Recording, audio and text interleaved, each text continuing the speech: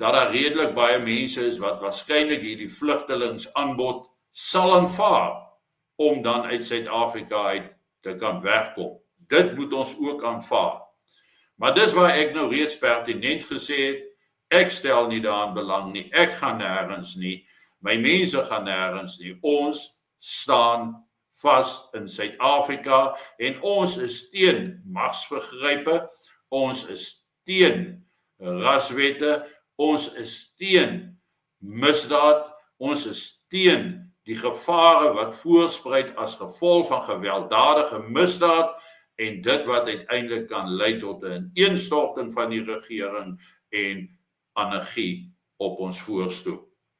Dis waarteen ons is, dis waarteen ons onsself dan nou voorberei in 'n tydperk wat ek dink gaan nou versnel word, juis as gevolg van die onderliggende gemor en gebrom en woede oor hoe durf Amerika hulle in die wêreld ontbloot vir wat hulle werklik is en wat hulle gedoen het.